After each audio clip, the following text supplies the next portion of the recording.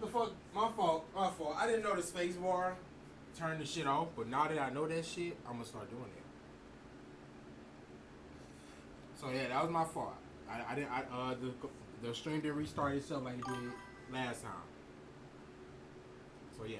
Back. Film when Yelena was one of the first Widow agents who inhaled an antidote that freed her from General Dracov's mind control that all Widow agents from the Red Room operated under. Yelena says this is not that same mind control, but rather a type of possession, the kind that you'd see from a ghost or a demon or a figure from Russian folklore. And she says that after 4 attacks on DODC sites, there was a cybersecurity attack looking for something called VMAX. So why doesn't Peter go to the Sanctum Sanctorum after this to talk to Wong and Strange about what kind of ghostly possession this could be? Well, because he went there in the last movie, but also it seems like he just trusts the DODC too much and just wants to ask them personally because he thinks he can get to the answer sooner. He shouldn't trust them though, because the moment he arrives, they make him go through this full body scanner at gunpoint. There's a lot of interesting text that shows up on this scanner if you look closely. On the lower left by his hand, the screen reads H-EN and enhanced human or human enhanced. On the upper right by his head, the screen reads radiation detection. It's looking for gamma radiation, like what Hulk and She-Hulk have in their blood, or the cosmic radiation given off by figures like Carol Danvers, Monica Rambeau, Kamala Khan, and Wanda Maximoff. Technically, the spider that bit Peter was supposed to have a kind of radiation that resulted in his powers. And then on this close-up of the screen, we see Operator Agent Ramirez, priority elevated, and in the upper right, we see subject designation Vigil 09, identified enhanced operative, threat level, agility enhanced, non-lethal profile, last known activity,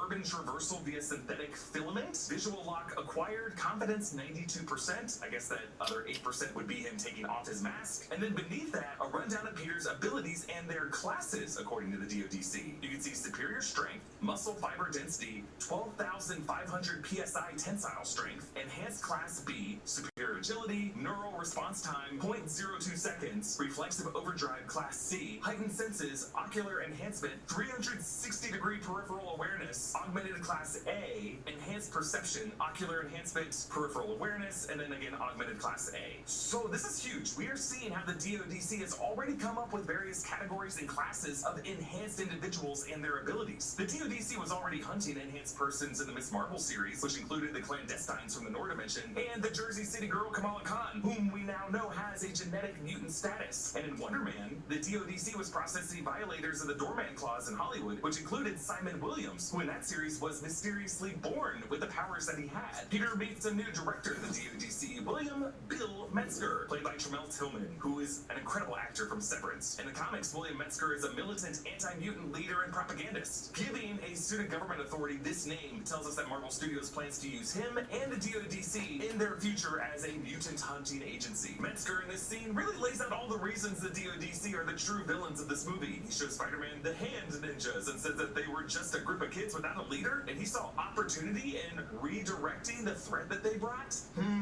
Similarly, we see the scientists and the engineers of the DODC messing with Shocker's gauntlets from Homecoming, as Metzger talks about the tech being in the right hands. Selfishly, he just wants these super abilities in his own hands to beat up mutants. I like the detail where Metzger looks a little suspicious when he confirms that this telepath could not jump into Spider-Man's mind. That's because he's secretly working on a way to replicate that telepathy artificially, and he's realizing right now that they'll never be able to use it to control Spider-Man someday. Metzger won't tell Spider-Man what's in the vault or what VMAX is. In truth, Metzger doesn't know what VMAX is. It's really a red herring clue in this movie, making us think it's going to be a mutant curbing toxin or something like that, when really it's just something personal between Sarah and Jean. Peter spots Ned in the bodega, where Ned buys a keg and energy drinks he's addicted to, Sharkfire. We hear Tame Impala's Loser as Peter follows Ned into his house party. In Ned's room, Peter finds a Chewbacca Lego minifig that's also part of that Death Star set, and Ned's huge Spider-Man research wall. So many fun details here. There's references to Peter's appearances in Europe from Spider-Man Far From Home, Venice, Prague, Berlin, London, and his appearance in Berlin in Captain America Civil War. And speculation, is he British? Which of course Tom Holland is. The German newspaper to the right is a photo of Peter crouched on a truck at the Berlin airport tarmac from the Civil War battle, with the caption translating from German to a photo from a surveillance camera of Tony Stark's newest recruit. Much of the German text is cut off, but what I can make out is a mention of the Avengers in the column to the left, and the text above the photo translates to showing how he, in a fierce fight with Captain America, tests himself. That German reporter probably saw the moments Peter whipped Captain America's shields, and later in the battle, when the hero from Brooklyn let the hero from Queens pinned under the heavy collapsing jetway, but made sure the kid was okay, to eventually lift it on his own. What kind of question is that?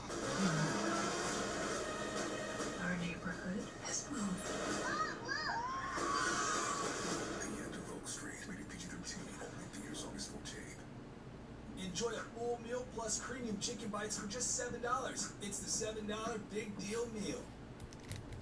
This car isn't finished. Until now. Because the greatest measure of an automobile is how it makes you feel.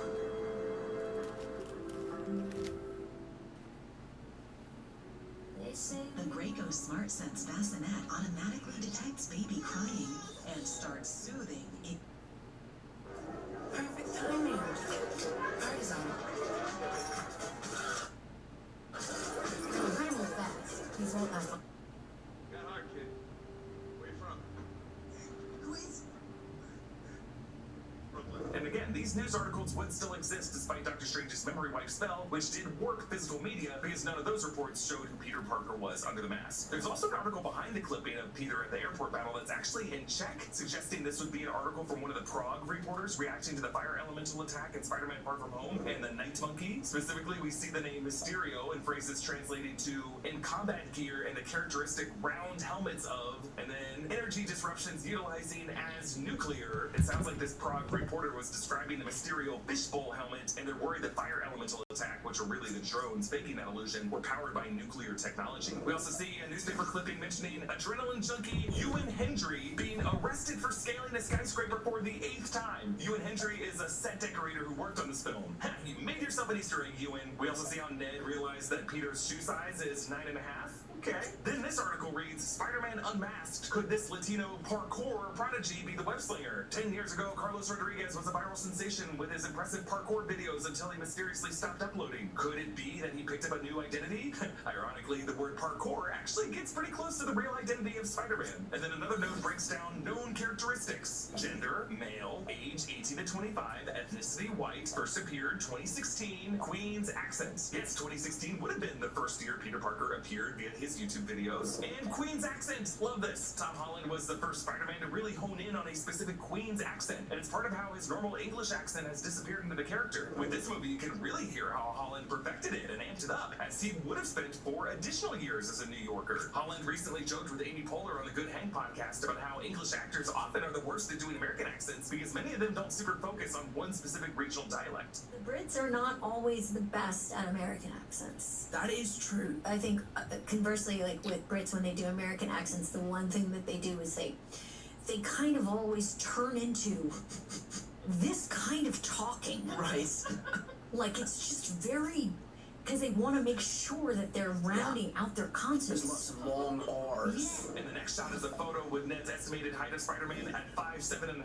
Tom Holland is 5'8". So, again, they're digging him by rounding down half an inch. And then there's a photo of this guy taking a selfie labeled Not Him. I was wondering if this could be a photo of Tom Holland's real-life brother, Harry Holland. Harry did work as Tom's assistant in some of the earlier movies and cameoed in a deleted scene in No Way Home as a bike thief in a scene where Peter got green paint thrown on him. Harry Holland also played one of the Deadpool variants in Deadpool and Wolverine. Ned tells Peter that Spider-Man saved him and his friends' lives 3 times in high school. Wouldn't it have been more than 3? Well, think about it from Ned's perspective. He would have remembered Spider-Man saving him at the Washington Monument, that's one, and then only once in Europe, in London, because to Ned, in Venice, it was Mysterio and some random guy in a Commedia dell'arte mask, and then in Prague, it was Mysterio and the Night Monkey, and then the third time would be in the Statue of Liberty. So Ned probably also feels bad that Spider-Man took the rap for the London attacks and wants to thank him personally. Ned shows Peter the app he created, Spidey Tracker. Yes, a big part of the marketing and something that plays a big role in the post-credit scene. I love that Ned even created this because it's also kind of an organized version of what Tony Stark did in order to initially track down Peter Parker, log all of his sightings from social media, and then narrow down which kid from Queens it would have to be. Ned shows his 2 prime suspects.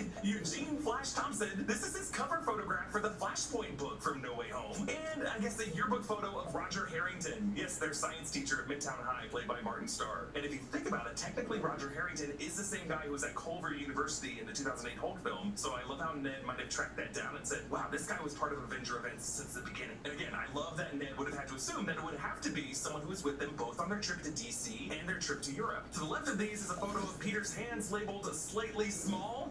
Another dig to, I guess, Peter's physical attributes. MJ walks in and she's wearing the broken black dahlia necklace that Peter bought for her in Venice, given to her via Happy Hogan Far From Home, where it was then broken. But MJ liked that it was broken, and she continued to wear the same necklace in the donut shop at the end of No Way Home, even after the memory wipe spell, which was a sign that part of her still remembers Peter, and that part of her is still alive now. MJ notices the flowers that Peter initially bought for Aunt May, which Peter now says is a housewarming gift, and it's why Peter improvises his name being Maynard, a neighbor across the hall, he says. I'm just a neighbor from across the hall.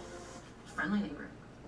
Without realizing it, MJ works in Spider-Man's friendly neighborhood moniker. In the kitchen, we see Ned's mini keg was for Green Jackal beer. This is not a real brand, so some have interpreted this as a reference to Spidey villain the Jackal, aka Dr. Miles Warren, who is green, but he's not in this movie. We learn that MJ was offered a job for some soulless corporation that she turned down, even though it had health insurance, leading to this solid joke where she's like, yes, but at what cost? And Ned's like, depends on what your deductible is. Then the boyfriend, never named, played by Imanis Fondi, brings in a pack of Ramune.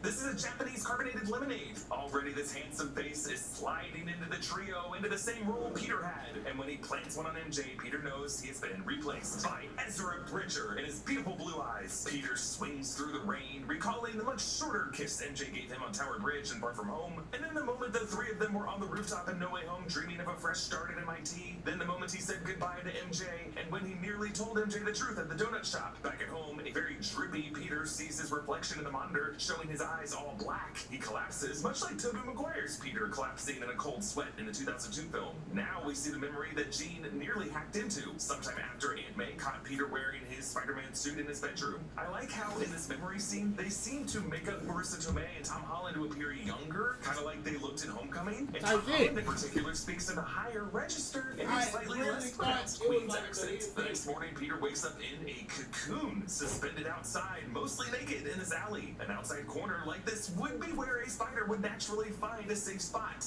Peter pushes his way out and falls before catching himself with his organic webbing coming out of his wrist. I love how grossed out Peter is at first, trying to wipe it away before he falls to the ground. So here it is, organic webbing in the MCU. Originally in the comics, Peter Parker has always used mechanical web shooters. The whole concept of organic webbing coming out of your own skin came from a very early idea for a Spider-Man movie in the late 80s, when it was conceived as more of a body horror film akin to The Fly. When James Cameron took on the project, he kept a lot of those elements and specifically conceived of organic webbing coming out of the wrists in an extended scriptment that he wrote when he was imagining Leonardo DiCaprio for the role of Peter Parker. But then when the rights to the film were in dispute in the late 90s, they eventually landed at Columbia and Sony, and Jurassic Park writer David Koepp took on the script, and he kept James Cameron's idea of organic webbing, which is how Sam Raimi included the idea in his 2002 Tobey Maguire Spider-Man film. For a whole generation of fans, that movie was their entry point to the lore of Spider-Man, which is why when the Andrew Garfield films came about, there was a sense of relief among comic readers that they got the mechanical web shooters back in. But this movie... Bruh,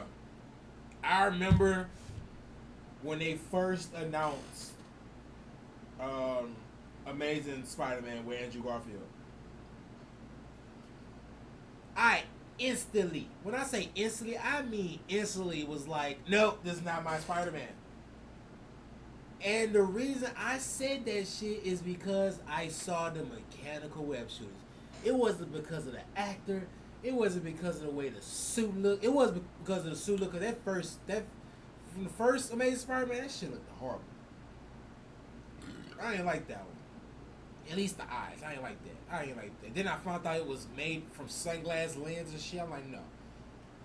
Keep that shit. But yeah, like, that was one of the reasons I did not like Andrew Garfield's Spider-Man, is because he had mechanical web shooters. I was like, nope. My Spider-Man got organic web shooters. Yeah, all Spider-Mans got web shooters. Cause I remember watching the cartoons or whatever, and I don't remember hearing or seeing anything about him making his web shooters. So to me, his web shooters always been organic. You feel me? So yeah, that kind of threw me off. But yeah. Now that they bringing it back, I don't know. I guess it's kind of a relief and a best way to do it. That way he don't really have to make his shit. Also, they can show that his shit is stronger without the web shooters. A new day is suggesting that organic webbing is the next natural stage of Peter Parker's evolution, as his arachnid DNA is taking over, coming about from him spending less time with other humans that he was once close with. The implication being the more lonely Peter is, the fewer people he allows in his life to ground him in humanity, the more his arachnid DNA says, okay, my turn then. I think it also didn't hurt that this Peter gained some core memories with Peter 2, Tobey Maguire's Peter, who has organic webbing, and arguably taught our Peter the most vital lessons in No Way Home. Peter crawls into the laundry room and grabs some random clothes and takes the elevator, including his black tank and juicy couture of his blonde neighbor that he ran into earlier, now with her boyfriend and a very unfriendly dog. Peter finds webbing all over his apartment. His artificial webbing is designed to dissolve after a certain amount of time. Hey, that's gonna dissolve in 2 hours. No. Come fix this. Not this stuff. EV explains that his arachnid DNA has spiked hormones that produce silk glands and spinnerets in his wrists. He tests his mechanical web shooters, but instinctively his glands feel the need to emit as well, so they blast off the mechanical ones, sticking them to the fridge. Peter goes out on the rooftop and goes into sensory overload, where we see a single drop of water exploding into the bucket, and we hear a chip bag dragging across the rooftop, and pigeons deafening. It's quite like Sam Raimi's sequence in the 2002 film when Peter oversenses the fly and the spitball and the monstrous Joe Manganiello's fist coming at him. Peter actually references this directly by recalling that Peter too had organic webs, something that completely shocked and grossed out the other two Peters when he flipped from his risks in No Way Home. And like Tobey's Peter, we get this little sequence where Peter tries to command his web here on the rooftop, but people fails like paused at the Toby Peter's perfect rooftop. time. Hey, face is really fucked up. Like, oh, hell no. This is the fly and the spitball and Oh. the monstrous Joe Manganiello's fist coming at him. Peter actually references this directly by recalling that Peter too had organic webs, something that completely shocked and grossed out the other two Peters when he flipped from his risks in No Way Home. And like Toby's Peter, we get this little sequence where our Peter tries to command his web here on the rooftop, but fails, like Toby Peter's rooftop trials in the 2002 film. it But now definitely when gave Peter that. shouts web, all of his organic webbing sprays out like a fire hose. And then after it seems to run out, there's one last little spurt.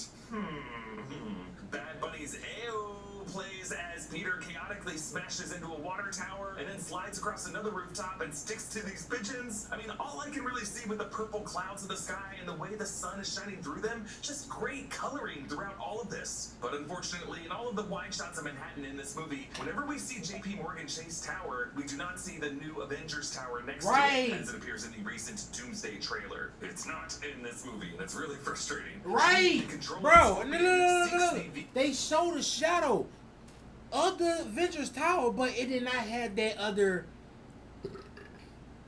that like lobster claw, crab claw thing. Like it didn't have that yellow little thing that's on the back side of the tower.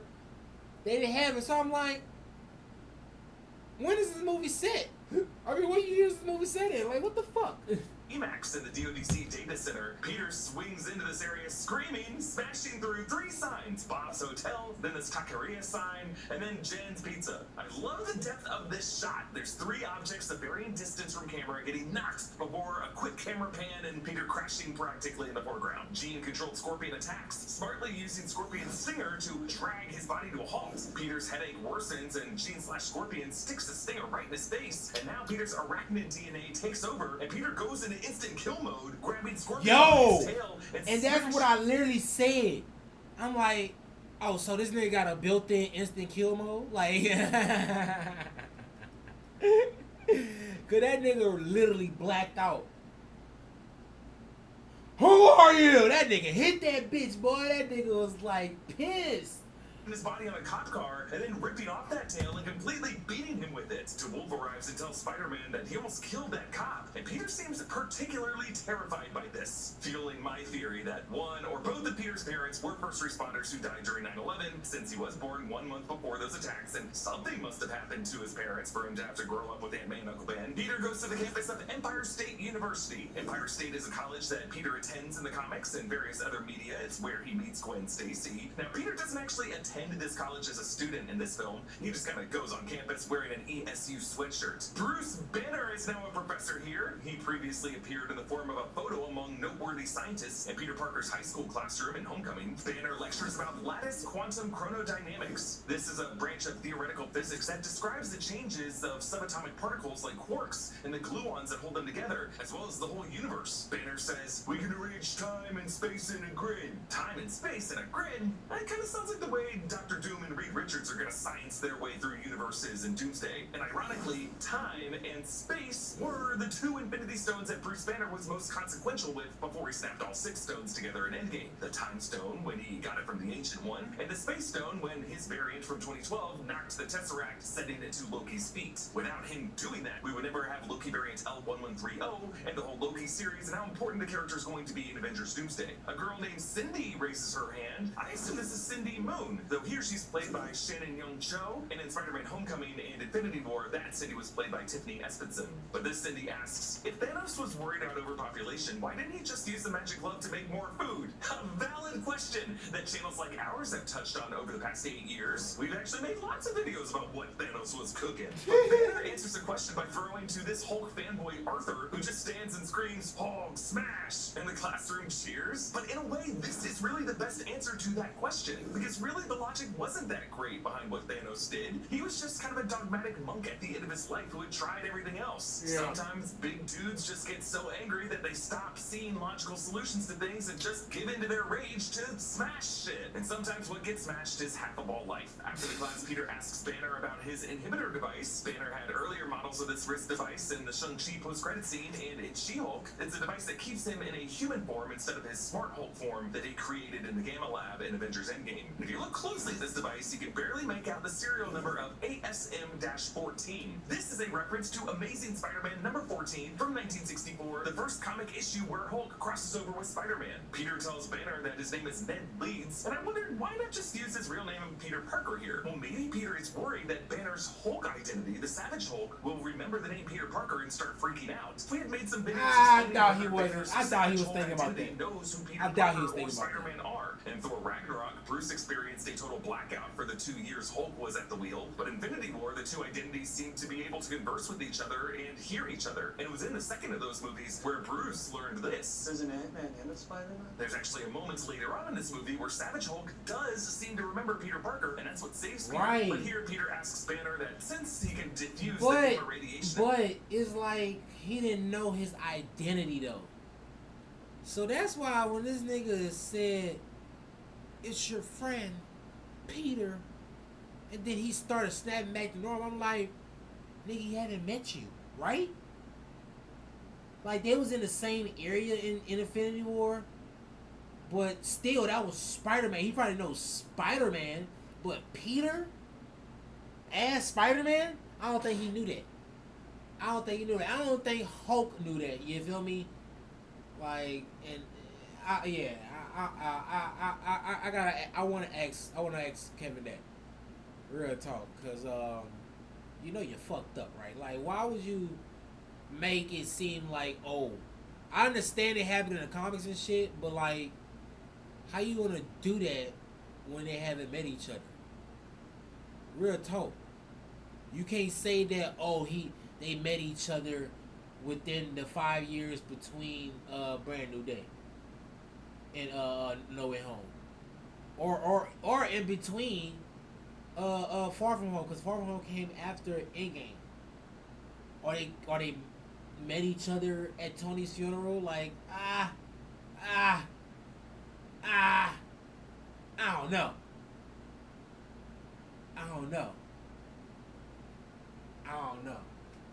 But that was kind of crazy that he was unmasked and shit and attending the funeral with Avengers, literally. Like, I don't think nobody else knew him. I'm pretty sure, Rhodey knew him. Who else was on that team? Damn, everybody else dead. Or gone. Yeah, that's crazy. Only Rhodey know him.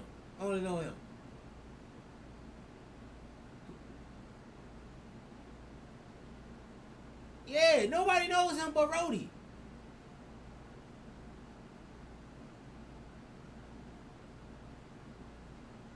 Okay, I'm see, yeah. I ain't about to juggle my brain behind that shit, cause that's insane. Emitted by his DNA with this device, then theoretically would it be possible to target specific mRNA transcriptors and turn those genetic expressions on or off with a similar device? Peter starts running away with his thinking and dreaming of a device that could automatically suppress any genetic mutation, and Banner cautions him that such a universal inhibitor could control anyone with any powers. So this is crazy, but basically in this movie, Peter Parker invents a prototype for a mutant inhibitor device. Yes, the kind of device used in the collars that we often see in X-Men stories, and the kind of device that anti-mutant groups in the future mutant saga, like the Friends of Humanity, or the forces of Henry Peter Gyrick and William Stryker, or the Sentinel technology of Bolivar Trask, will all use as part of their armory. It is wild that the MCU made Peter Parker the J. Robert Oppenheimer of the mutant saga. Insane! Bruce Banner is kind of why would he say that? Why would he say that? That's insane, but so fucking true. Oh, that's insane. Oh, God. They fucked up. Their armory. It is wild that the MCU made Peter Parker the J. Robert Oppenheimer of the mutant saga. And by extension, Bruce Banner is kind of the Albert Einstein who warned Oppie, which makes it fitting that Bruce Banner's photo was next to Albert Einstein's in that classroom. Banner says, how would you decide what parts of nature are good or bad? What if you're trying to control the expression of something that needs to be expressed? Yes, it's a deep question for Peter in this movie, but it's also an existential thematic question for the whole mutant saga that will soon begin in the MCU.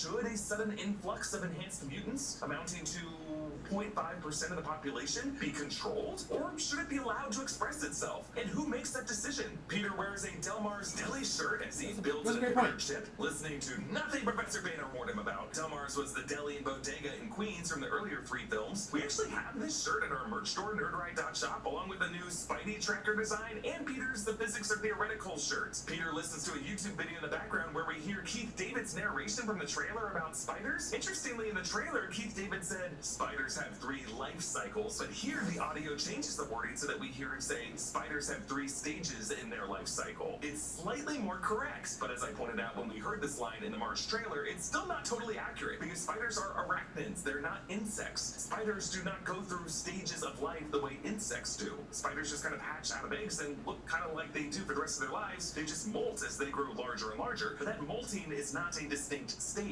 I also just think it's odd for the great Keith David to narrate this small moment of the movie. I wonder if it was going to be a larger part of the film, but due to the inaccurate biological phrasing, they just removed it. Because similarly, there was a scene that was featured a lot in the marketing of the film where Peter would have demonstrated a vaccination for kids, where a girl brought up this same spider life cycles line again. Do you know the one thing he is never scared of? Needles. What? That's probably spider puberty.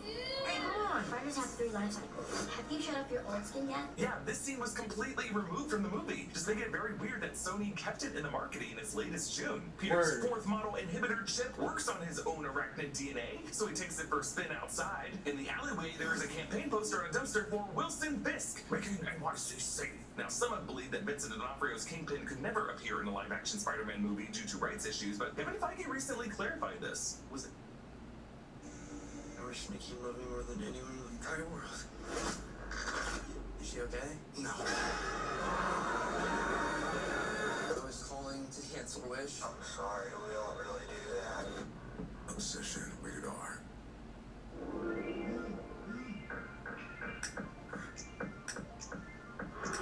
They bringing back the original Razor? Ugh, not today. No, fuck the touchscreen one.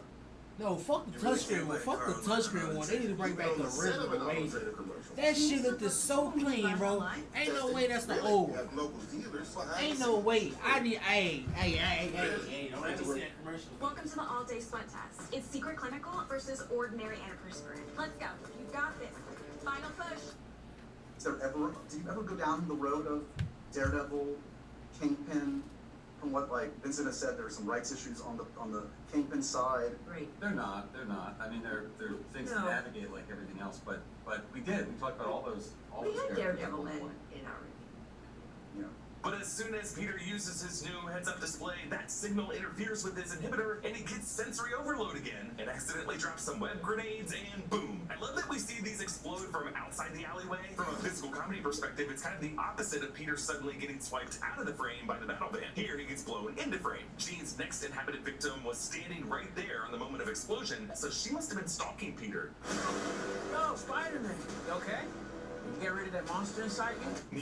Akeem plays David, and I think they just named this guy David in the credits so that people weren't like, oh, is this guy's name Miles Morales? Jean reveals that she knows he's Peter Parker and that she's currently in his apartment. As Jean holds the letter, her inhabited victim David also pantomimes holding the letter, leading to a pretty hilarious rule for Jean's possession in this movie. Like, to make certain gestures as the possessed body, does Jean have to physically do those herself wherever she is? Kinda seems like she does. And while she gestures while linked with another body, does that person always mirror the gestures? Like when her older sister Sarah demonstrated it with a woman waving in the park, Sarah wasn't waving, but Abby pointed out that when MJ kisses Peter on the rooftop later, Jean was somewhere else kissing the air. That's just very funny to me. Like, now Jean jumps into a businessman, and then this woman, and then into this poor street worker played by Judd Charlton, whom Jean walks into the street to get wrecked by a taxi. No way this dude survived. Hey, that was the only takeaway my nephew said he got for this movie, bro. Jean is a murderer. We supposed to forget that Jean is a murderer? This Peter on the rooftop later, Jean was somewhere else kissing the air. That's just very funny.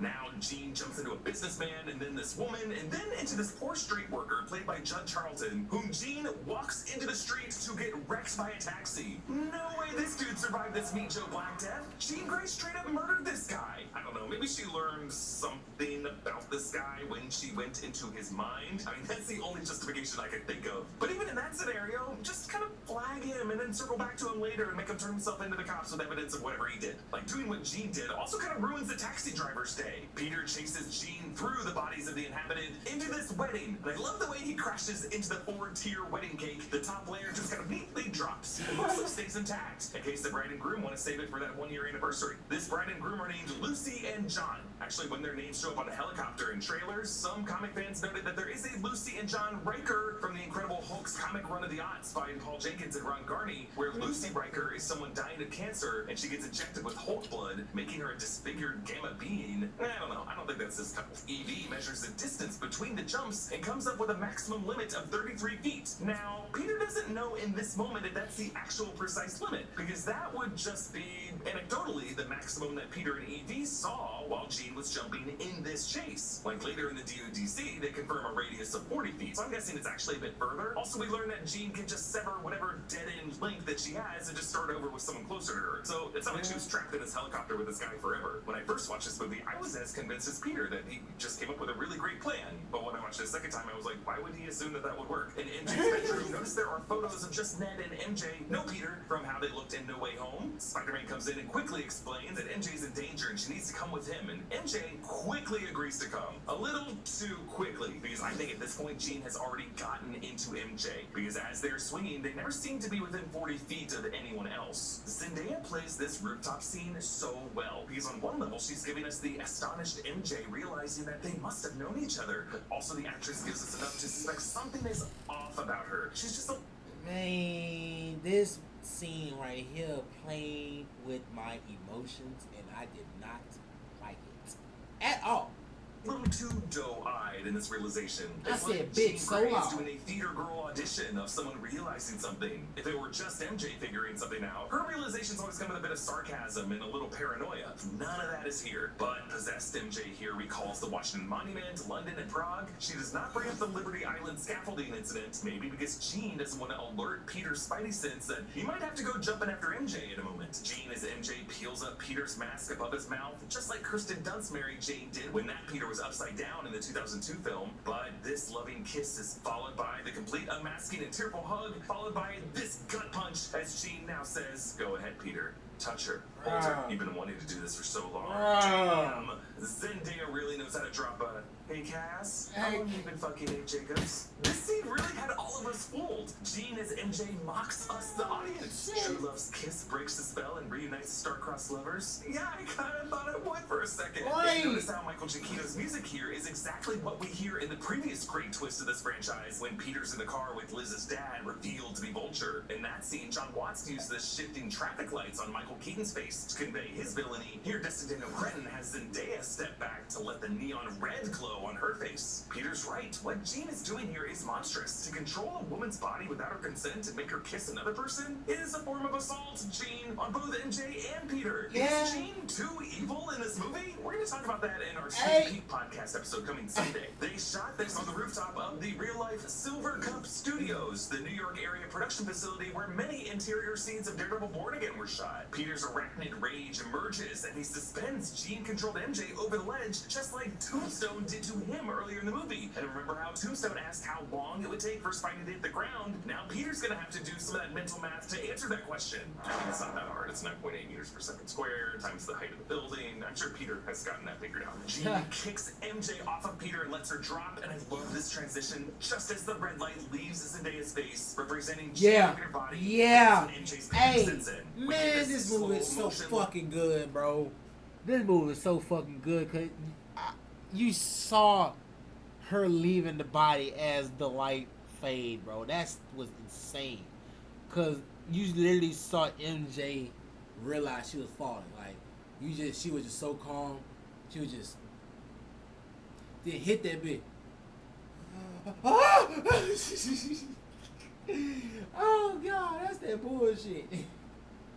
Now Peter's gonna have to do some of that mental math to answer that question. I mean, it's not that hard. It's 9.8 meters per second square times the height of the building. I'm sure Peter has gotten that figured out. Gene kicks MJ off of Peter and lets her drop, and I love this transition. Just as the red light leaves Zendaya's face, representing Gene leaving her body, that's when MJ's panic sets in. We get this slow motion lateral shot of Peter diving after MJ, just as he did in No Way Home before Goblin swiped him away and Andrew Garfield had to go after her to redeem him, failing to save his Gwen. I will always love how much they want to milk this kind of shot. It looks awesome. I Yeah. also love how our Peter learned from that. And he knows he has to grab the person he's saving and not just whip her so that he can absorb the impact of whatever hit they're going to have on the landing. Peter takes MJ to Frank Castle's booby-trapped boat warehouse. Frank lives on a boat called Golden Girl, which is a nod to Jerry Conway's spectacular Spider-Man number 141 from 1976, the first time Spider-Man and Punisher team up against Tombstone. Punisher in that issue uses a boat called Golden Girl as his hideout. MJ finds all of Frank's memorabilia of his wife Maria, his daughter Lisa, and his son Frank Jr. Also, it looks like a stuffed bear. And Peter uses his facial scan of this mystery telepath to learn her name is Jean Elaine Grey. So, yes, after months of speculation, it's now confirmed that Sadie Sink is playing the mutant and future member of the X-Men, Jean Grey, the third actress to play her in live action after Famke Janssen and Sophie Turner. She's the first official member of the new cast of the X-Men introduced in the MCU. We gotta do another video just going back through every interview and media appearance Sadie Sink made, denying or just not answering the question that she was Jean Grey. Recently, Ryan Reynolds appeared in Hall H, totally referencing the fact that she is Jean Grey, and Steve Lacy did spoil it at the red carpet. But you know, now that I'm looking back at the clip, all he did say was Jean, and he might have been saying that his favorite character was Jean DeWolf. Have we all been too mean to Steve Lacy? Nah, there's no way he knew Detective DeWolf's first name was Jean. So Jean Grey is an Omega-level mutant with advanced telepathic, telekinetic... Plus, man, I meant to talk about that shit too, bro. It's crazy. They really got on dude ass for saying Gene at the red carpet event. But like, if you're a real fan, like you really keep up with this shit, you already speculated and theorized, like, yeah, she's playing Jean. She's not playing Rachel Summers. She's not playing fucking a new version of MJ. Like, no, she's playing Jean. Like, and they wasn't giving no evidence that she was playing Jean, but like, just look at what's happening around what the movie is. Like, they about to bring in X-Men after Secret Wars. You feel me? So, and they already said that Sadie Sink has been cast to be in Secret Wars, but not Doomsday. So, like, they didn't really do a good job of keeping her shit under wraps. If they would have just kept her shit under wraps, like, just kind of just say, oh, Sadie Sink has been cast in the movie, let them theorize about that shit, that would be cool. But they've been dropping hints and shit, and it's like, yeah, we're gonna pick up on that shit. So I wasn't really mad at Steve Lacy. I don't really listen to his music like that and shit, but like, I wasn't really mad. I wasn't really mad because I'm like, bro, okay, he just confirmed it. That's all. Literally, the movie comes out in 2 days. You think that's about to make people refund their fucking tickets that they found out that Gene was playing? I mean, Gene was in the movie. You feel me? Like I know I didn't. Shit. Oh, she playing Gene. Oh, finally. Oh, it's been confirmed. Cool. Now we about to see her being a fucking villain. That's what I was most interested as. You feel me? So yeah, that's crazy how they kind of. I heard they took this man off the contract or some shit. I don't know. It probably was a rumor. I saw a post. It was one post, and it was like, yeah, Marvel Studios let Steve Lacy go. The contract was for Save Six characters. I'm like, that's a little too overboard. You Jonathan Major him. I was like, that's fucked up. But hey, I guess they kind of said like, yeah, this is what needs to happen. Eventually becomes the host to the Cosmic Phoenix Force. She's gonna have a big future ahead of her. Sadie Sink is already confirmed to return in Avengers Secret Wars, and it's assumed that she's gonna be a star of Marvel Studios' X-Men film coming either in 2028 or 2029. But here in this movie, Marvel Studios is doing something different with Jean Grey's origin. She has an older sister named Sarah Grey, like she has in Chris Claremont's run of the comics, a sister who's also a telepathic mutant. Recruited by Charles. Hey yo! I did not know that shit. Me personally, I did not know that shit. Cause man, when she said Sarah, that's why I actually believed dude at first. I was like, oh yeah, that's fucked up. That's crazy. But yeah, when I heard Sarah Grey, I'm like, she got a sister? Cause all the flashbacks they shown in the X-Men movies. It's always has been Jean and her dad. Her mom in one shot, like right before she died or whatever. But like, yeah, it was always been Jean and her dad. They never showed a sister, not a brother, not a cousin, none of that shit. So that kind of threw me off. I thought that was kind of bullshit, but of course I looked it up and confirmed that, okay, yeah, it's coming at her.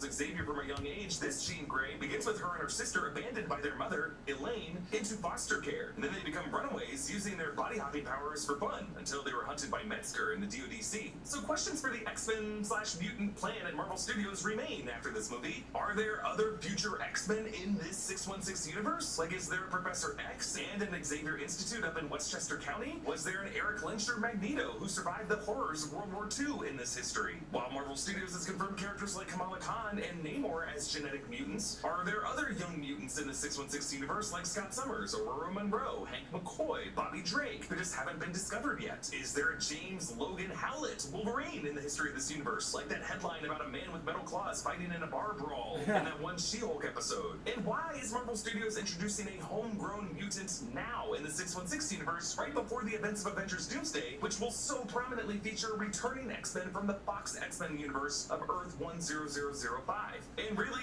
in this 616 universe, where have the mutants been all this time? Well, I'm guessing Marvel Studios will start to answer these questions at D23 on August 14th, and then in Avengers Doomsday in December, and then throughout 2027. It was reported on Friday by Deadline that Samara Weaving from the Ready or Not films and various other roles has been cast by Marvel Studios in their upcoming X-Men film as Emma Frost, the telepath with the ability to turn her body into an indestructible diamond texture, played by January Jones in X-Men First Class. Emma Frost is a member of the mutant villain Hellfire Club. Meanwhile, Obsession's Indy Number X revealed that she was in talks with X-Men director Jake Schreier, potentially about playing Mystique, and rumors are out there that Charles Melton and Kaylee Spenny from Beast Season 2, which was written by the people writing the X-Men film, are in talks for characters like Beast and Rogue. But for now, my best guess is that mutants in the 616 universe have existed all this time, just in slightly isolated numbers, in secret, not realizing there were others with their shared X gene. But then recently, events in the 616 universe universe, like gamma radiation released by the snaps of the Infinity Stones, or incursions, or just a side effect of Doctor Strange's spell, something activated dormant X genes that were in 0.5% of the population. You could say it's just natural for evolution, that with all these crazy reality warping events, 0.5% of humans would evolve to have advanced powers to help the overall species survive. I think Marvel Studios just wants Jean Grey to be the focal mutant of the story that they're telling in the Mutant Saga. An angry, gifted girl, grieving, oppressed, hunted, and exploited, capable of scary, violent acts, but also capable of redemption.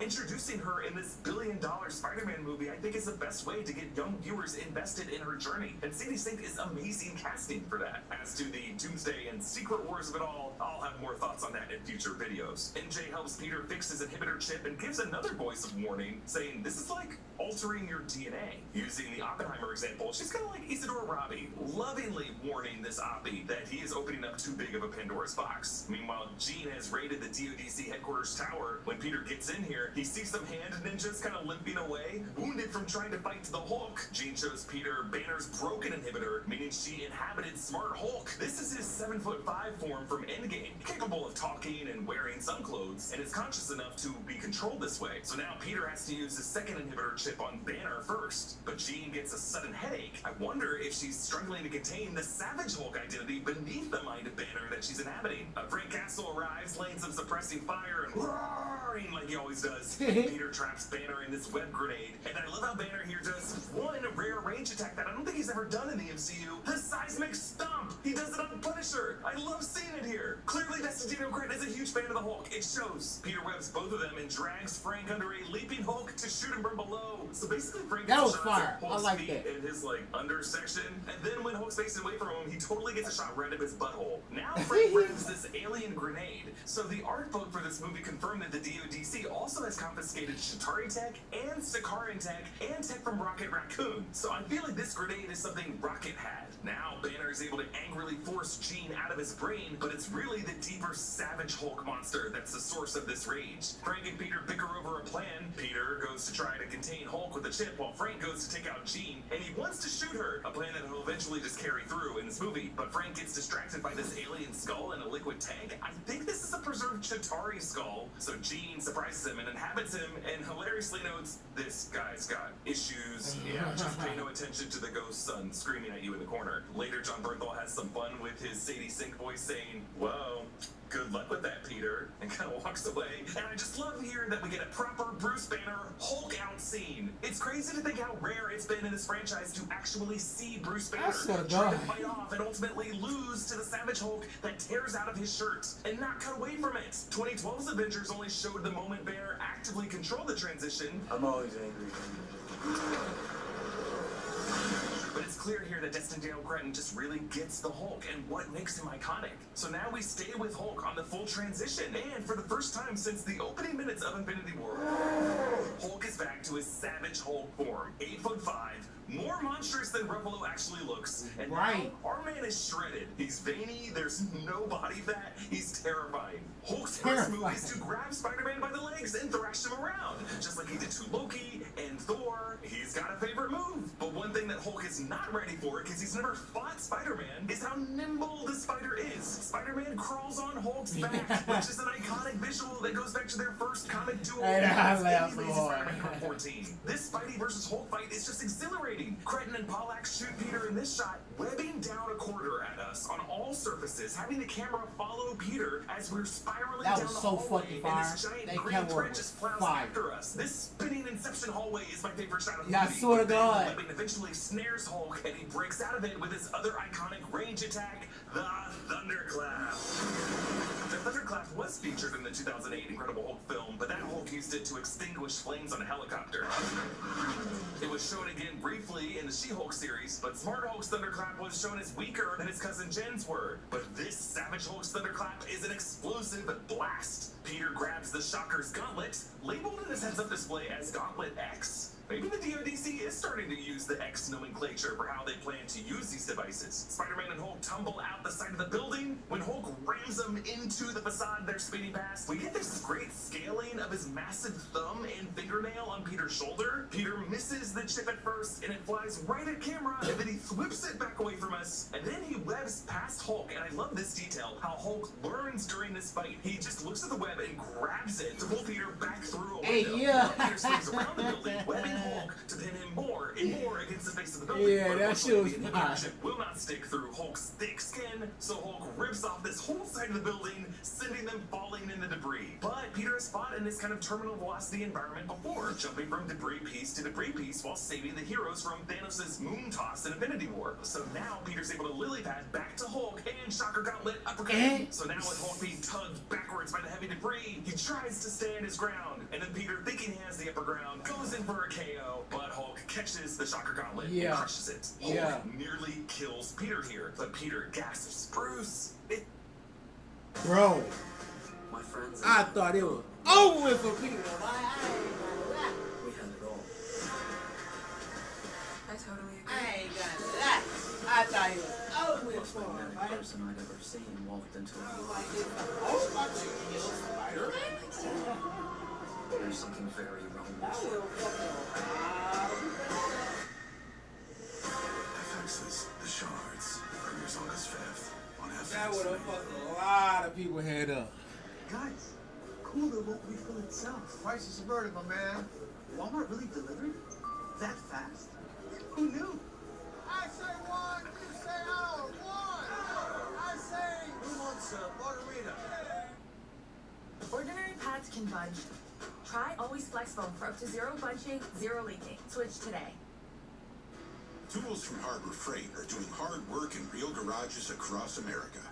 Like at Nico's Automotive Shop in Des Plaines, Illinois, where's It's Peter, I'm your friend, and Hulk, not Banner, but Hulk, sees Peter's eyes through the mask, and he sees his own reflection, and he lets go. So why does Hulk back down here? Did Peter somehow break through to Bruce? I mean, Hulk's hand was right up against Peter's body. Did the Peter tingle do a kind of sun's getting real low stroke on Hulk's palm under there? Well, I see this as evidence that Savage Hulk did remember Peter Parker, that Savage Hulk was unaffected by Doctor Strange's memory wipe spell. I think Banner didn't remember who Peter was, but I think Hulk did. Meanwhile, Jean and possessed Frank break into the vault, but Peter gets in and sticks the chip on her neck. And as Jean goes down from the dart, she tells Peter, Sarah, before she passes out. When Peter gets back to MJ on the boat, he sees, uh-oh, she has found the letter. And we have this heartbreaking face-to-face exchange over Peter's decision to not tell I MJ cried. all this time they've known each other and to erase her memory. I And cried. Peter says that he doesn't want to live without her and says, I love you. The phrase that she wouldn't let him say to her face back in No Way Home until he came back to find her. He's like, maybe this is the moment. But now MJ just says the spell worked and the girl who loved Peter is gone. And while she's grateful that Peter did this to protect her, the MJ standing before him now can't love him. She doesn't even know him. I love the way Zendaya plays this. It's Right. like a heartbreaking exchange, Shit, but with so much yeah. emotional truth that we cannot help but agree with her. Shit, And on yeah. top of it all,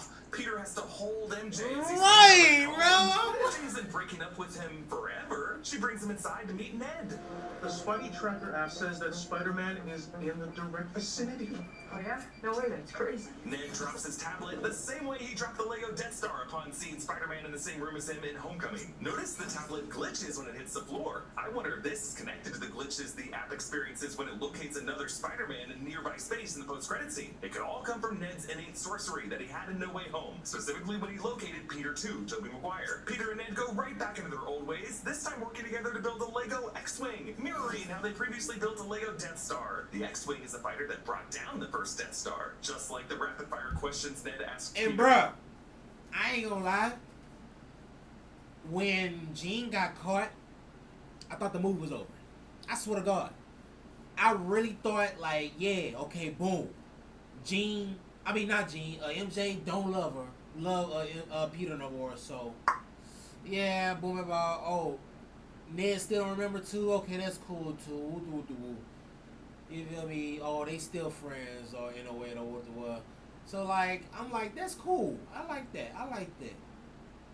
And then this nigga found out that old boy was lying to him. I was like, oh, so we get another hour of this nigga? Or another 30 minutes of this? Yes! Homecoming. homecoming about the spider that bit Peter and Peter controlling the minds of other spiders. Now Ned does a similar thing, asking Peter what he does when he has to pee, if he just finds a rooftop. Not only does this harken back to their high school days, Peter's also surprised to see how Ned has grown after graduating MIT, guessing pretty close to how Peter engineered his web shooters and his web fluid. And now these two nerds quote, "If you're referring to the incident with the dragon, I was barely involved. All I did was give your uncle a little nudge at the door." This is a quote from Ian McKellen's Gandalf from Peter Jackson's 2001 Lord of the Rings Fellowship of the Ring. If you're referring to the incident with the dragon, I was barely involved. All I did was give your uncle a little nudge out of the door. Gandalf was referring in that moment to the events of The Hobbit, when he and Bilbo encounter the dragon Smaug. Yes, it is wild that Peter and Ned here are doing an impression of Ian McKellen, who's about to join this universe as his other iconic role of Magneto. The MCU is full of these kind of paradoxes of movies starring actors in the MCU appearing as movies in the MCU. Yeah. But we should also acknowledge it's kind of crazy that the dragon in that franchise referenced in that line was played by Benedict Cumberbatch, whom both of these kids just worked alongside in the previous film when he played Doctor Strange. I mean, Yeah, that's obviously cool. the Lord of the Rings movies can exist in the MCU. I don't think the X-Men movies can exist as movies in the MCU. But just as MJ did in Homecoming, now she sketches what she sees. Before it was a doodle of Coach Wilson, now we see Ned and Peter building the Lego X-Wing together, but Peter's mask is up in the sketch, which means that she was able to redraw his face from memory, from their sad chat on the boat several minutes before. Peter realizes that Metzger lied to him about who Sarah is, so Yelena helps with research that Jean Grey had a sister named Sarah, a fellow telepath who was experimented on by the DODC. And with Jean in captivity, we see the flashback of her final memory of Sarah, played by actress Olivia Booth Ford. Jean is established as having an older sister named Sarah in 1980's Uncanny X-Men number 136. Sarah has latent mental powers like her sister Jean, and according to this 2014 CBR article, Chris Claremont planned that Sarah would be a mutant with the ability to activate latent powers in other mutants, as she does for her sister Jean in this movie. Here, Sarah teaches Jean to body hop, and they talk about how a mother gave them up when their telepathic powers began to express themselves. Jean asks, "What would you do if you had daughters like us?" And Sarah responds, "I'd love them, especially the redhead." Someday in the future, Jean will have at least one daughter, Rachel Summers, and her clone, Madeline Pryor, will give Scott Summers a son, Nathan Summers, aka Cable, a motherhood that Jean will kind of share through cosmic memories shared through the astral plane to Madeline. Sarah has a green and yellow and blue scrunchie that Jean will later use to remember Sarah. These are the comic colors of Jean's Marvel Girl suits. Sarah gets arrested by Metzger. I didn't even think about It actually that. looks like the Yeah. whole ice cream truck was in on it, because Jean, after being forced to walk away by Sarah, sees that ice cream truck slamming the door, with Sarah probably inside. Jean is now in this containment cell on Roosevelt Island. Roosevelt Island, in the middle of the East River, has some importance to Spider-Man cinematic lore. It was the Roosevelt Island Tramway in 2002 Spider-Man where that Tobey Maguire Peter faced off with Green Goblin. Metzger set up this room apparently as a playful bedroom for Sarah. Like, you can see roller skates on the floor and paintbrushes on the table. Super messed up considering what it was really built for, as he explains to Jean, to scan their telepathic brains to replicate this in the mind of another person that they could control. Metzger says, "You're gonna change the world, Jean." Yes, an Omega-level mutant like her certainly does have the capacity to change the world in all kinds of ways. Metzger activates the brain-scanning machine that he built through the many months of trials with Sarah, and he deliberately tells Jean to honor her sister's sacrifice, knowing that Jean's anger will get her to repeatedly try to jump so that they can see what part of her brain is being used to do that. But we have to ask, would any such DODC device feels have so fucked worked? up. Could they replicate this telepathy power in any body, or just someone's body who has the X gene? I just find Metzger's plan in this movie to be woefully incomplete. It seems like Exactly. these human authorities have yet to make the discovery Kamala's friend Bruno made, that for some of these people, their powers come from their genetic makeup. Jean makes the heartbreaking discovery of what VMAX really is. Just the last thing Sarah saw when she died of exhaustion, looking up at the ceiling and seeing the peeling label of the AC vent, Vent Max. And now this trauma, this anger really enhances Jean's powers. And the way Jean's neural passageways light up her brain scan here does remind me of the opening title animation of the earlier era Fox X-Men films, showing the advanced human brain of Charles Xavier as we were seeing Cerebro at work. The DODC text says that Jean's frequencies are evolving and her brainwaves are somehow affecting objects in the room, showing that in addition to telepathy, she also has telekinesis. When Metzger reaches for the controls to shut it down, the tech grabs his arm and says, "I can't let you do that, Bill." A reference to the creepy moment in 2001: A Space Odyssey. "I'm sorry, Dave. I'm afraid I can't do that."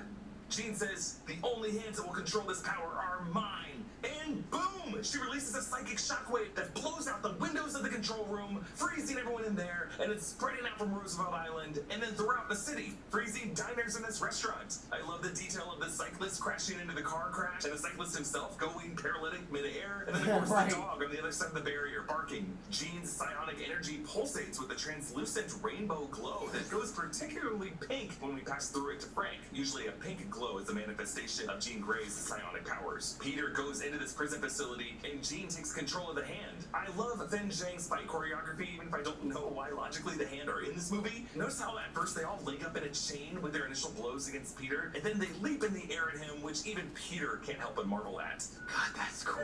There's Wuxia-inspired wire work here as Peter runs from a ninja along the cage wall, and then on the higher level, the camera pivots upside down to follow Peter on the ceiling as he continues to fight them. But unfortunately for Peter, the DODC have these sonic web dispersion cannons that Peter realized they specifically designed to control him. The ninjas destroy both of Peter's web shooters and work with the DODC cannons to knock Peter out. Meanwhile, Jean holds Metzger in a chair with glass shards pointed at his face, similar to how Ebony Maw tortured Dr. Strange on the Q-ship in Infinity War. Meanwhile, she tells Peter through this hand ninja, people like us don't get to live a normal life. We don't get to have friends or family. Those people are gone. Peter remembers the moment Aunt May died, when he embraced MJ in No Way Home, putting his head to her head, when he did his final handshake with Ned, and when both MJ and Ned hugged Peter on the rooftop to console him for losing May. Jean tries to make Peter choose. Are you Peter Parker? I was or are you crying, Spider-Man? The bro. idea I ain't being, gonna lie. if it's beings like us, dang. do not have to choose between having souls and empathy and human connection, or we're just our lonely superhero or supervillain monikers, and that's it. Peter removes his chip, and he lets his eyes turn black, and he declares, I'm both. And he uses his freaky strong organic webbing to shatter the sword. But as Peter punches this ninja upward and webs him before that ninja gets impaled on a pipe, his eyes retract and he regains control over both his arachnid hormones and his empathetic human identity. He's now gonna like Neo seeing the Matrix. He dodges the ninja stars, with Franny looking like Tobey Maguire when Joe Manganiello's huge arm punched past his head, and he turned his head back to look at Flash's face. Our Peter's organic webbing takes out the cannons because those cannons were not calibrated for whatever this is, and then Peter leaps up to end up doing a web tornado, not to hurt the hand ninjas, but to suspend them all in his spider's web. Finally, Peter's able to put his endless fire hose web spray to use in this film. Peter gets into the room where Jean is, and he allows Jean to inhabit his mind this time. And now Jean joins Peter and May in the bedroom, and it's Jean sitting on the bed with May instead of Peter, because Peter knows that the wisdom May gave him in that moment to him as a teenager after she realized he had powers is the same wisdom that Jean Grey needs to hear as her powers have activated. And May says, you're a really special person, and I know that will always make you feel really great about yourself, but I know sometimes it doesn't. Sometimes it will be really lonely, and sometimes, because you're special, people can do dark, monstrous things to you. But this is what I want you to know. You're beautiful, and the people who love you, we love you not because you're special. We love you because you're you. I And want you to remember that cried. even when it feels like you're totally alone, Oh that's my your God. deepest responsibility. Never forget that, no matter I can how feel it powerful come you back become. up now, I don't know, like, there's just something about oh an my aunt telling God. a nephew that he's beautiful that is just so sweet, and it hits even harder that Jean Grey just needs a mom to tell her this. Yeah. Also, again, I love that they included the brown paper bag from Tony Stark here in the scene, visible in the shot. Written on it, this belongs to you, T.S. Because in a way, Tony Stark is giving his blessing here. He's telling both Spider-Man and Jean Grey, and all mutants after her, that this world belongs to them. Peter now takes May's place on the bed and tells Jean that she's not alone, effectively becoming the ambassador to all mutant kind in the MCU. A responsibility that Peter will have to fight to uphold, considering he's also the Oppenheimer who invented the mutant inhibitor collar. Peter's spidey sense alerts him to the dark void of this room, death itself, and Frank Castle's sniper bullets. That 0.02 second reaction Son. time from the DODC scanner Man, comes hey, into play here as he steps in front of the bro. That moment right there gave me Mysterio vibes. Cause this nigga still sense that shit while Jean is in this nigga mind. Like just a black void, black wall. And all you see is a flash. Nigga done try to snipe Jean, bro. That shit kills me. and tells Jean that she's not alone, effectively becoming the ambassador to all mutant kind in the MCU. A responsibility that Peter will have to fight to uphold, considering he's also the Oppenheimer who invented the mutant inhibitor collar. Peter's spidey sense alerts him to the dark void of this room, death itself, and Frank Castle's sniper bullets. That .02 second reaction time from the DODC scanner earlier in the film comes into play here as he steps in front of the bullets. Jean puts her hand on Peter and begins to breathe. Later, while he recovers, we see that she's somewhere in a park using her powers to continue to breathe for him and to keep his heart beating. That's incredible. Yeah. Frank Castle cradles Spider-Man's wounded body into the ER. You know his ghost son was like, Chewie knows life is better with pets, even when it's, well, gross. This is such a good fucking movie, bro. Like, y'all, bro. If y'all haven't watched the movie yet, please go watch the movie. There's Chewy Pharmacy. Like, there's nothing better you can do with your life right now. Just go watch the fucking movie. Only Tampax Just go with do guard it. braid for built-in backup protection. Please. For any day, any flow. What's your combo? forms all over the place. That's pretty easy.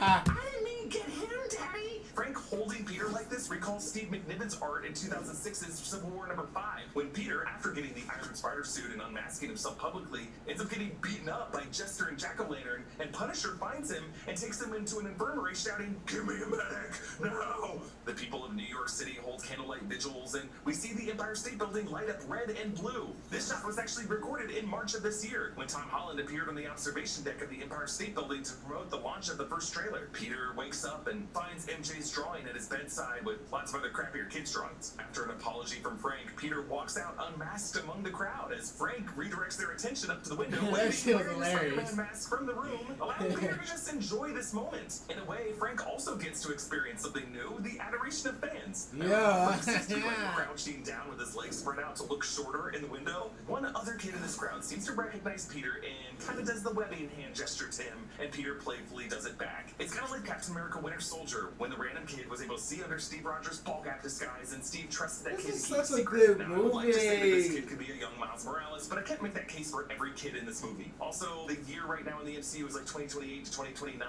and I don't know if this kid was alive 11 to 12 years before this when Aaron Davis in Spider-Man Homecoming mentioned having a nephew in Brooklyn. Like, I don't know, this kid looks like he's like 6 years old. And then we see this lovely shot of Peter sitting on the same part of the construction scaffolding that he sat on when he was feeling really lonely in the earlier shot of the film. Now the building is more complete, and we see a coffee cup, the same kind of coffee cup that MJ gave him, but now he drinks out of it because he's no longer using these type of things to keep letters that he'll never give people. And it's almost like he's still star-crossed, looking across the city at someone with the sunrise behind her, MJ.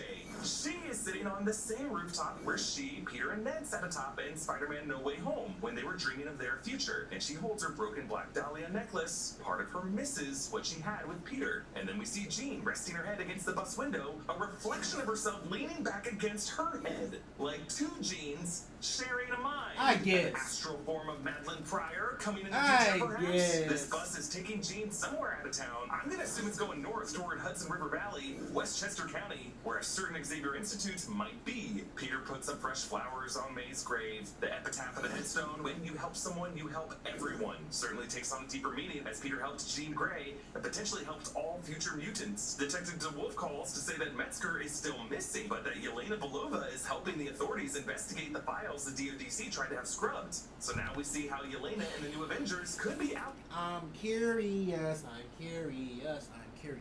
How is this nigga missing?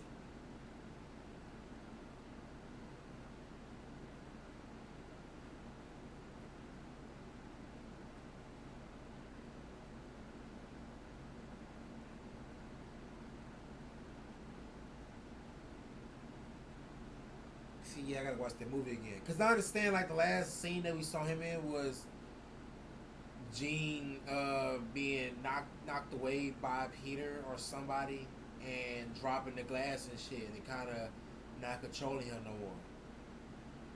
So you think he just ran away? Like he was like, "Oh, let me get out of here!" But does this nigga go back to work though? Like, he is the director of the DODC, so it's like, are you gonna just stay miss? That's crazy. You a director of the fucking Department of Damage Control, nigga. How are you missing? Like, that's insane. And that might go into the theory that me and my nephew was talking about, like, will they make him like Bolivar Trask but not name him Bolivar Trask?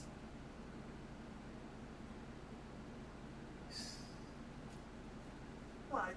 And then we see Jean resting her head against the bus window, a reflection of herself leaning back against her head. Like two Jeans sharing a mind. An astral form of Madeline Pryor coming in the future, perhaps? This bus is taking Jean somewhere out of town. I'm gonna assume it's going north toward Hudson River Valley, Westchester County, where a certain Xavier Institute might be. Peter puts up fresh flowers on May's grave. The epitaph of the headstone, when you help someone, you help everyone. Certainly takes on a deeper meaning as Peter helped Jean Grey and potentially helped all future mutants. Detective DeWolf calls to say that Metzger is still missing, but that Yelena Belova is helping the authorities investigate the files the DODC tried to have scrubbed. So now we see how Yelena and the new Avengers could be allies to mutant kind against the authorities trying to hunt them. Also, I love Tremel Tillman in this movie. I would love it if he were the governmental mutant big bad of the first few mutant movies. Kind of like a William Stryker figure, or at least someone partnering with a Bolivar Trask, creating Sentinels, using Peter Parker's technology. The film ends back in the bodega. Peter reintroduces himself to his buddy Ned with the recurring handshake. Oh my God, like, I hate thinking about this type of shit because I know we ain't nowhere near close to getting theories about the X-Men movies or the fucking mutant saga, period. We nowhere near getting theories or storylines or even a cast, you feel me? They cast Jean, you know, it's a possibility they actually cast Emma Frost, you know, Cyclops, Beast, Rogue, you feel me? But it's like, I don't know. That's a little too different. I'm not gonna trip about it because the movie's a movie, but it's like I'm pretty sure they're gonna have people not fucking with that. Mutant kind against the authorities trying to hunt them. Also, I love Tremel Tillman in this movie. I would love it if he were the governmental mutant big bad of the first few mutant movies. Kind of like a William Stryker figure, or at least someone partnering with a Bolivar Trask, creating Sentinels, using Peter Parker's technology. The film ends back in the bodega. Peter reintroduces himself to his buddy Ned with the recurring handshake, and Ned magically remembers the exact steps of it. He looks up in astonishment and says, Peter! Is he just connecting the fact that MJ told him that Spider-Man's name was Peter? No, Bruh. I was not expecting that scene to end the movie. I was not expecting that scene to end the movie. And the fact that it did, bro, I feel like that was like the most Spider-Man way to end that movie. Like you just end the movie by him realizing he's Peter. You're not gonna have him hug. You're not gonna have him like talk about what really happened. You just end the movie by him realizing, damn, this is my homie. Damn. And he played it perfect. His face was like, Peter. Like that nigga hit that bitch. I was like, yes. Hey, that's why when everybody else started clapping at the end of the movie, well, I joined in, bro. I was like, yes. I literally said yes. That's like literally before I started clapping, or right when I started clapping, I was like, yes, yes. Like real talk, because that was like the overall movie was good, but like just that scene in the movie was really the icing on the cake. It fit so perfectly that it couldn't have been it couldn't have gone wrong. It could have. Real talk, cause they know if that type of moment would have gone wrong, fans was gonna beat down Kevin Feige's throat. And he ain't trying to hear that shit. That's why he making the move he making now, cause he tired of getting talked about. But yeah, bro, that scene in the movie, bro, I was like, yes. Yes, I'm satisfied. I'm satisfied. Real life. Handshake, and Ned magically remembers the exact. And yo, steps and that's the crazy thing about it. Cause while he was doing the handshake or whatever, he was still making that face like.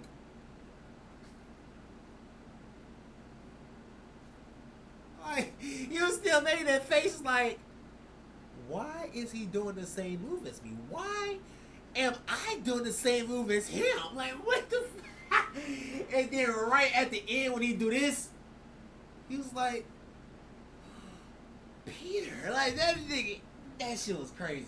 That shit was crazy. But astonishment says, Peter. Is he just connecting the fact that MJ told him that Spider-Man's name was Peter? No, I choose to believe that he remembers everything in this moment. Could it be the simple muscle memory of a best friend? Is it the fact that Ned is a natural sorcerer who could operate a sling ring, just being somewhat resistant to Doctor Strange's spell? Or does that Doctor Strange spell just not comprehend these simple gestures of friendship? A kind of love that surpasses all types of Hey, no, for real.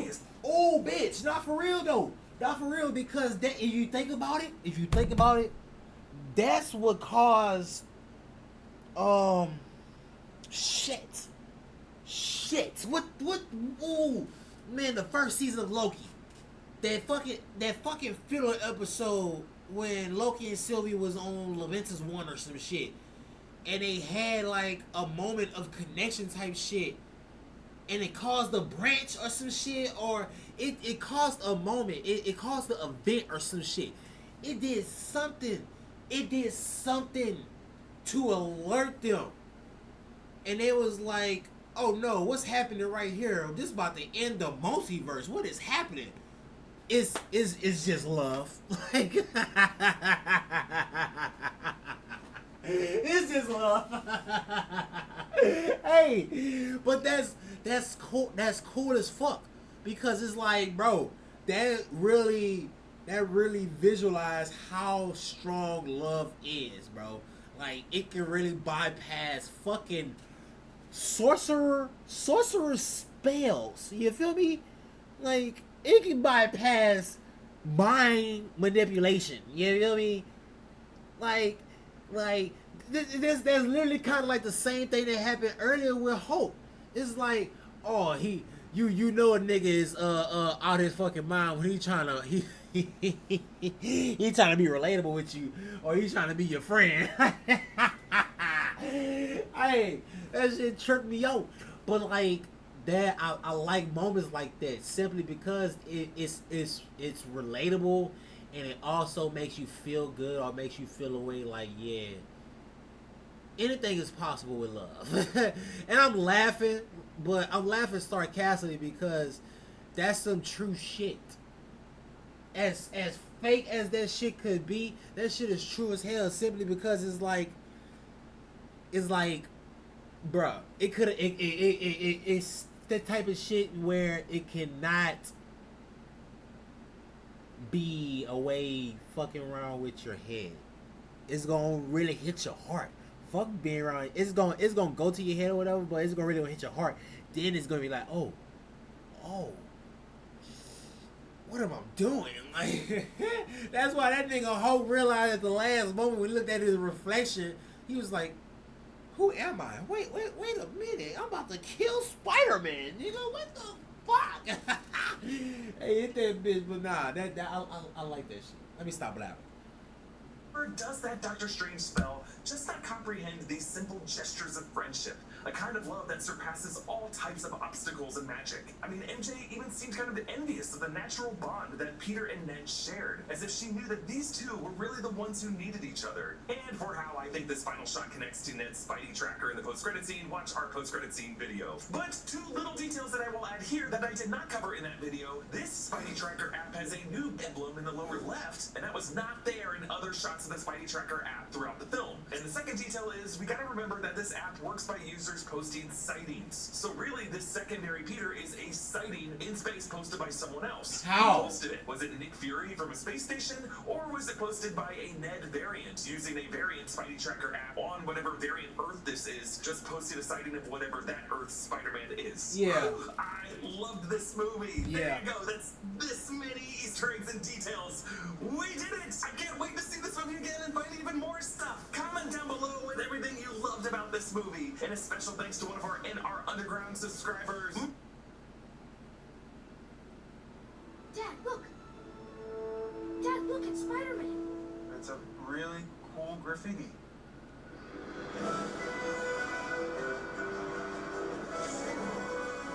Told you. He told you. Bitch, you ain't say shit.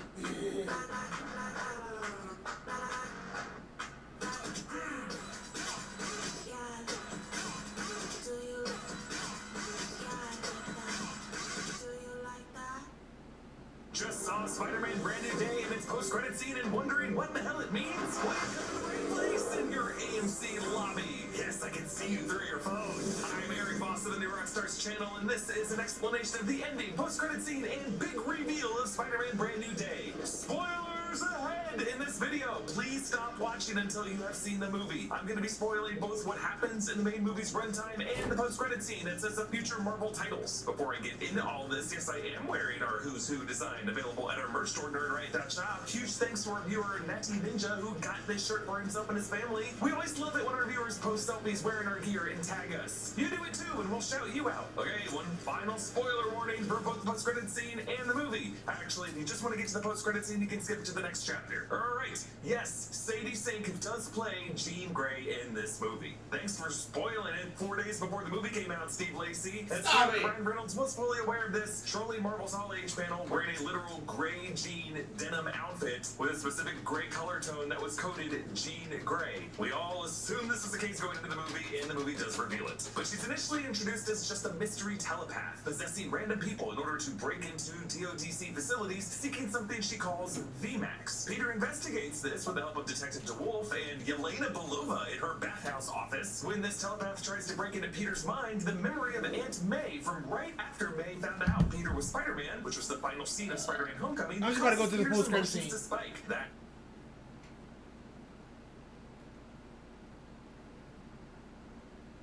characters called mutants like Kamala Khan and Namor, but this film does not use the term X-Men or mutant, and even though it's a co-production with Marvel Studios, I do wonder if there was just some rights issues tangled up with Sony being able to use those terms. And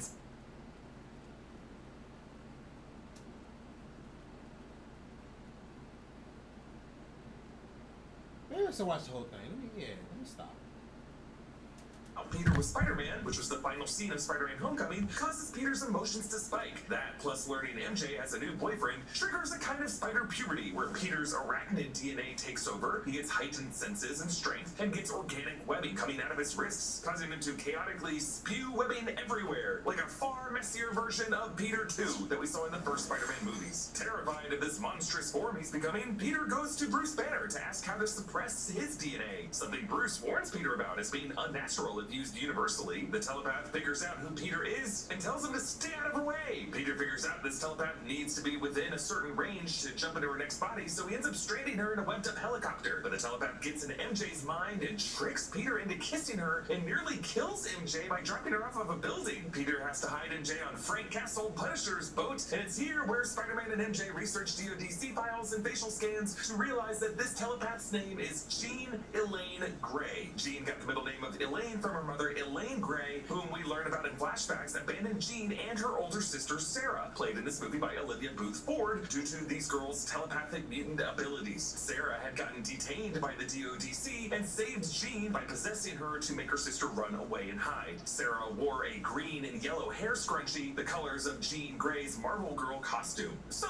just to back up here, Jean Grey is a key member of the X-Men, played by Famke Janssen in the earlier X-Men films and by Sophie Turner in the First Class era. Originally going by the moniker Marvel Girl in the comics, Jean is an Omega-level mutant with God-level psionic powers and a host to the Cosmic Phoenix Force capable of reality warping. She later marries Scott Summers, Cyclops, and becomes part of a very complex family tree as her clone Madeline Pryor bears Scott the son Nathan Summers, aka Cable, while Jean later reunites with Scott and bears the daughter Rachel Summers. Jean Grey is established as having an older sister named Sarah in 1980's Uncanny X-Men number 136. Sarah does have some latent mental mutant powers like her sister Jean does that helps her resist the phalanx in the issue when she dies. And according to this 2014 CBR article, Chris Claremont planned that Sarah would be a mutant with the ability to activate latent powers in other mutants, as she kind of does for her sister Jean in this movie by training her. So pulling Jean Grey and her sister Sarah, specifically with details from the Chris Claremont era, is another clue of Marvel Studios' X-Men plan. Really just pulling the best storylines and melodramatic soap opera drama from the Chris Claremont era, from the late 70s to the early 90s. No explanation is given in this movie as to the genetic origin of Jean Grey in the 616 universe of the MCU. This universe does already have some characters called mutants, like Kamala Khan and Namor, but this film does not use the term X-Men or mutant, and even though it's a co-production with Marvel Studios, I do wonder if there was just some rights issues tangled up with Sony being able to use those terms. Instead, this movie just kind of uses the term special. Jean in this movie is suggested to have not just telepathic and mind control abilities, but the power to manipulate reality around her that she and her sister were born with. Marvel did not in this movie explain why mutants are only now suddenly appearing in the MCU. We may have to wait until the X-Men movie for that answer. It could just be an issue of natural evolution or something triggered by the release of gamma radiation from Thanos' snapping of the Infinity Stones. Cindy Moon does appear in the lecture hall in this movie asking Professor Bruce Banner about snap logic. We are expecting Marvel Studios to announce their X-Men cast and plans, perhaps at D23 in August. What's crazy though is that Jean does commit murder in this movie, both attempted murder by trying to throw people off buildings and walking one man directly into traffic and getting wiped out by a taxi. And yes, she does hijack MJ's body to cruelly trick Peter into kissing her, which really is assault in 2 ways. And this is all before Jean knows that her sister is dead. So I won't be surprised if some part of the Phoenix Force is already inhabiting Jean. Like, she is certainly entering the MCU from a very dark place. But getting back to the plot, Peter and Frank Castle go to stop Jean from breaking into the DODC HQ vault tower and to try to put the inhibitor chip on her, but they realize that she has inhabited Bruce Banner and turned him into his Smart Hulk form by breaking his inhibitor bracelet. Then Jean inhabits Frank, and Banner hulks out to his bigger original Savage Hulk form, leading to the coolest fight of the movie. But Savage Hulk resists killing Peter, and Peter's able to get the chip on Jean to suppress her powers and break her control of Frank so the DODC can arrest her. She had mentioned looking for someone named Sarah, a name that Peter later realizes Metzger totally lied to him about, so Peter realizes he has to go rescue Jean. And Jean realized that the VMAX that her sister messaged to her was actually Vent Max on the AC vent over her head in the containment cell, meaning the DODC already experimented on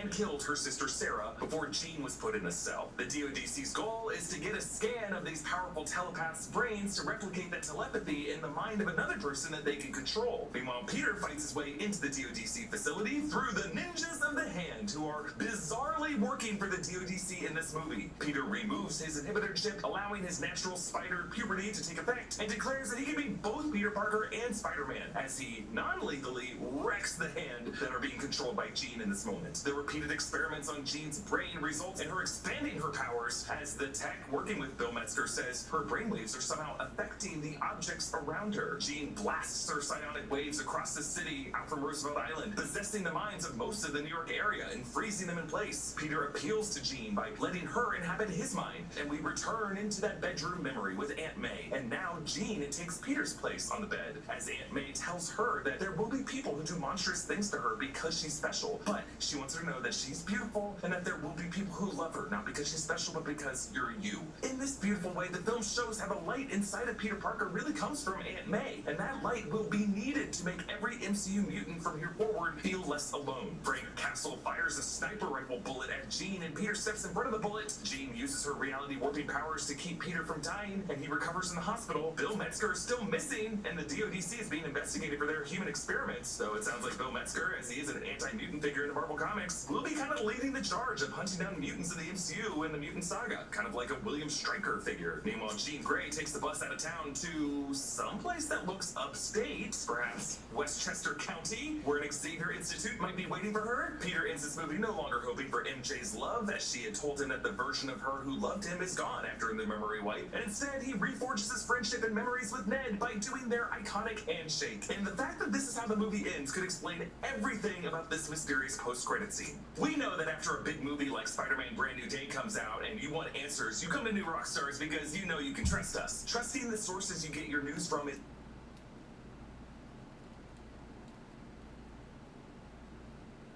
bias or agenda. Welcome back to Trustworthy Journalism. There is one post-credit scene. We see Ned's Spidey Tracker app that he had been using throughout the movie to track the locations of Spider-Man. We see a pin on a block in Queens, and the app's voice says, "New Spider-Man sighting. Location unknown." It continues repeating that as the screen zooms out from this digital version of Earth, keeping that pin of our Spider-Man's location on that same block in Queens, but then the screen moves past the moon as foreboding music plays, and there's a red-tinted glitch on the screen, and then a multicolored glitch, and then a new pin appears floating in the stars, and we hear that voice say, "Location found," and the pin continues to beep more rapidly, and then on screen, Spider-Man will return, but it does not say where or when or which Spider-Man. So what does this mean? I see three explanations, and they all have to do with the events of Avengers Doomsday and Avengers Secret Wars, which will feature Robert Downey Jr. playing Victor Von Doom, and an adaptation of Jonathan Hickman's Time Runs Out and Secret Wars storyline, in which incursions, aka rifts between realities in the multiverse, cause alternate Earths to collide with each other in space. As of the Thunderbolts post-credit scene, those alternate Earths are already appearing in space in the proximity of our planet. And in the Doomsday trailer, we can see these Marvel heroes from different realities all fretting about these three Earths being on a collision course with each other. Doom's plan seems to be to use these broken fragments of these three Earths to piece together a new world that he will call Battle World. As of this taping, Tom Holland has not yet been confirmed to appear in Avengers Doomsday, but he is expected to appear at least in Secret Wars, if not also in the movie before it. Meanwhile, Sadie Sink's Jean Grey has been confirmed to return in Avengers Secret Wars. So what is this Spidey Tracker telling us? Theory 1. Our Peter Parker got abducted via Dr. Doom's magic and teleported into Battle World as it is forming in space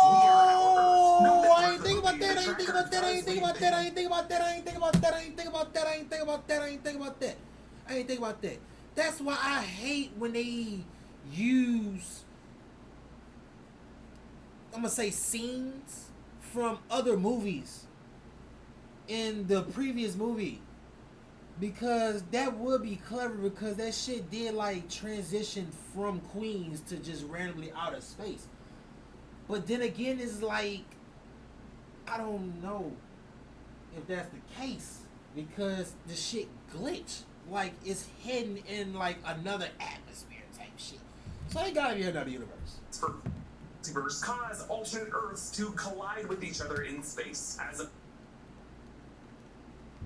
So what does this mean? I see three explanations, and they all have to do with the events of Avengers Doomsday and Avengers Secret Wars, which will feature Robert Downey Jr. playing Victor Von Doom, and an adaptation of Jonathan Hickman's Time Runs Out and Secret Wars storyline, in which incursions, aka rifts between realities in the multiverse, cause alternate Earths to collide with each other in space. As of the Thunderbolts post-credit scene, those alternate Earths are already appearing in space in the proximity of our planet. And in the Doomsday trailer, we can see these Marvel heroes from different realities all fretting about these three Earths being on a collision course with each other. Doom's plan seems to be to use these broken fragments of these three Earths to piece together a new world that he will call Battle World. As of this taping, Tom Holland has not yet been confirmed to appear in Avengers Doomsday, but he is expected to appear at least in Secret Wars, if not also in the movie before it. Meanwhile, Sadie Sink's Jean Grey has been confirmed to return in Avengers Secret Wars. So what is this Spidey Tracker telling us? Theory 1. Our Peter Parker got abducted via Dr. Doom's magic and teleported into Battle World as it is forming in space near our Earth. Note that throughout the movie, the tracker does leave pins for past locations as it identifies new locations. So this could suggest that Peter has teleported from Queens to this newly forming Battle World, and he will return either at the end of Doomsday or in Secret Wars. Theory 2. The glitching on this screen does remind me of the recurring glitching effect of Sony's animated Spider-Verse franchise. Brand New Day is, after all, a Sony movie, and maybe they're setting of their next Spider-Man release, June 2027, Spider-Man Beyond the Spider-Verse. And what we see here on the Spidey tracker could be one of the countless spider variants who arrived in this universe somewhere in space. Theory number 3. This is the theory I like the best. Ned's tracker has located another Peter from another Earth, and that Earth has now appeared in nearby space, approaching via an incursion. Remember, Spider-Man No Way Home established that Ned Leeds has some sorcerer abilities. He was able to operate a sling ring portal with no training, and he opened that portal to 2 other Peters. At the end of this movie, the memory wipe spell seems to drop based on the muscle memory of a handshake, when for MJ, even reading Peter's full letter. But they only bringing in 2 Earths, and that's the Fantastic Four universe and the X-Men universe. So if that's the case, it can't be from the Fantastic Four universe, so it has to be from the X-Men universe. And if it's from the X-Men universe, that gotta be Tobey Maguire. They have to be Tobey Maguire.